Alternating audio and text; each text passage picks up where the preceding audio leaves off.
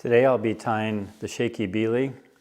It's the original recipe from Fly Patterns of the Yellowstone, Volume 2. And this is going to be a size 12.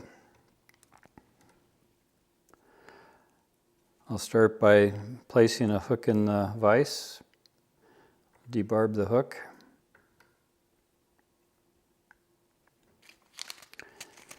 This is a Daiichi, model number 1260. For thread, I'll be using some Danville 70 denier or 6/0, and it's a brown. I'll start right behind the eye of the hook, make a few wraps, come back up, trim, and then for the tail, I'll be using some root beer crystal flash. And it comes in a hank like this, and I already have some selected over here that I've been using for other flies. You can tell it's shorter.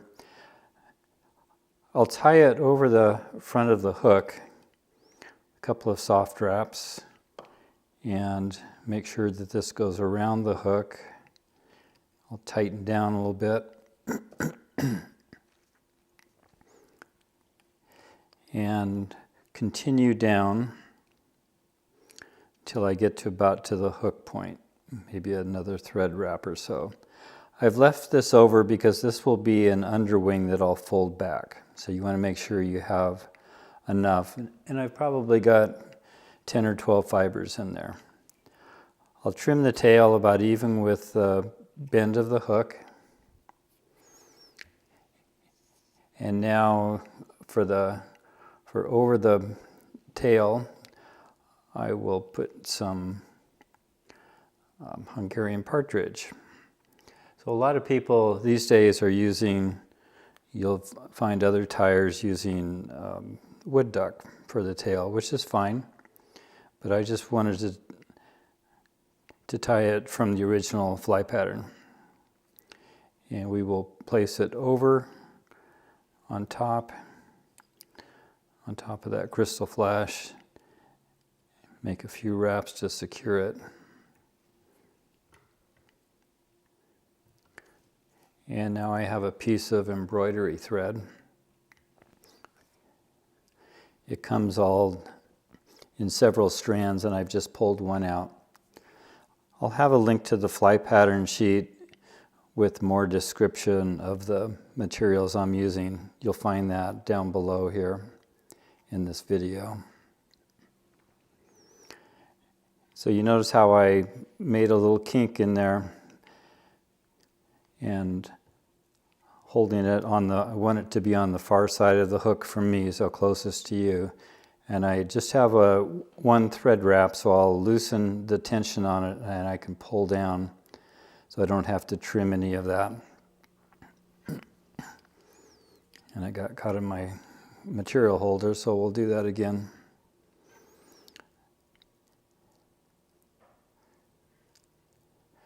And now I'll continue back to the tie-in point where the tail is. Now I'll put that in my material holder. For the body, I'll be using some creamy olive hairline product.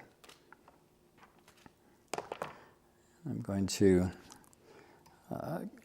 get it a little bit at a time and dub it around the hook. I'm going a clockwise motion here, just with one direction, using a little bit at a time to build up some bulk.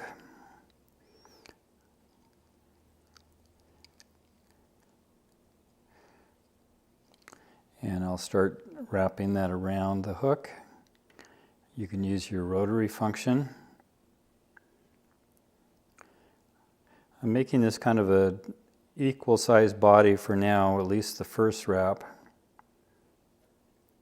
And then I will go back to create a little bit of a taper. Not a lot. And you notice that there's some longer fibers sticking out, so I'm just going to trim some of the longer fibers off.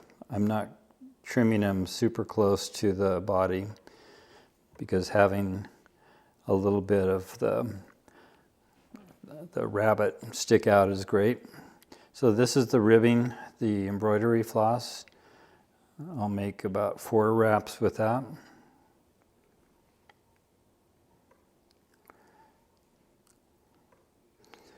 And hold it up, place a thread wrap around, and a couple more to secure. And we'll trim that off.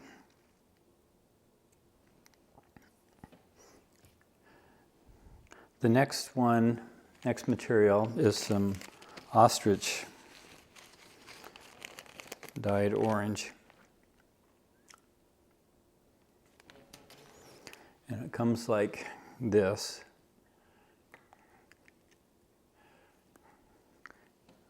It's hard to show you the width of the feathers, but or the barbules. But I'll just take one of these out, and which I've already done. So this will be the thorax area. And I'll trim right in here. That'll be my tie-in point. Make a soft wrap. And then begin wrapping around. I'll wrap forward. And then backward. So a lot of times you don't go over the materials, but this creates more bulk, particularly for a size 12. Make a wrap, and we'll secure the ostrich and trim the excess. Now, on my first step, I wanted to try to get that around the hook as I tied it in, and this was the reason. So I want to make sure that the underwing is around on all sides of the hook. And I'm going to wrap forward a little bit, and you'll see why in a moment. So I'll go up to just behind the hook eye and then back down. And as I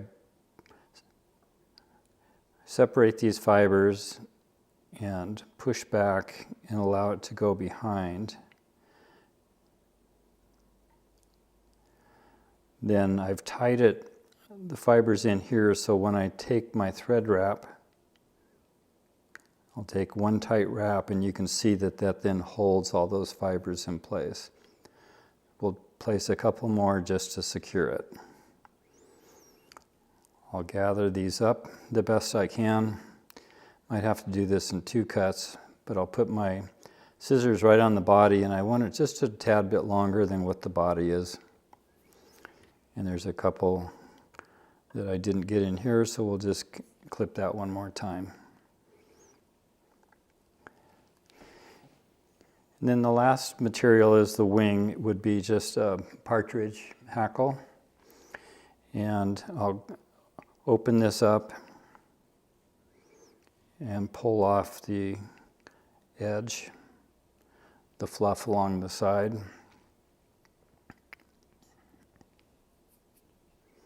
So that we have this feather remaining. I like to tie it in by the tip. Some people tie it in by the butt of it, but I like this look. So I've used my hackle pliers just on the tip and to open it up. And I like to just trim a piece that I'll then tie in. I've got one more that slipped, so we'll cut it too. So I have a tiny bit of the rachis or stem, what you might think of the stem, and that's what I'll tie in. This is the fragile part.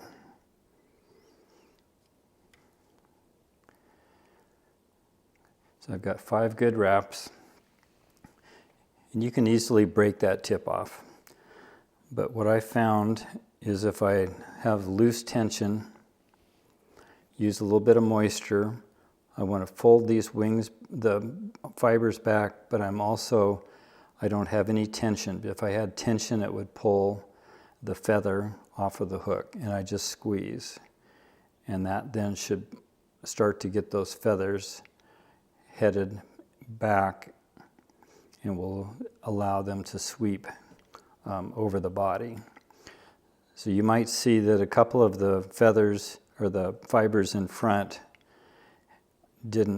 I wasn't able to catch those, but that's okay. So just make a loose wrap, and then before you make your second wrap, you can pull those extra fibers back.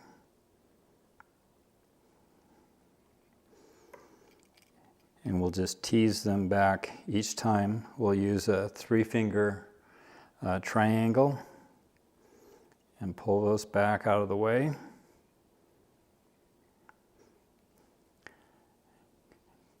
And now I'll place my thread to the back or the tie-in spot, take one tight wrap, and I can remove the hackle pliers as long as I keep tension on the bobbin holder.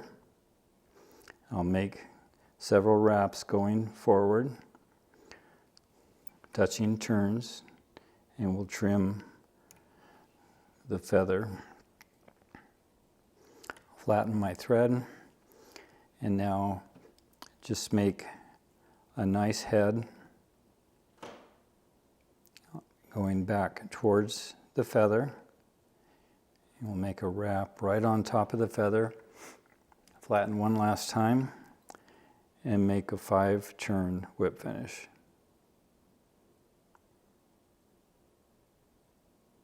So I'm making one wrap in front of the other. Tighten that up.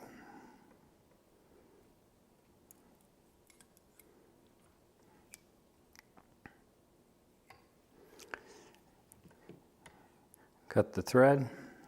The last step, I'll put on some head cement.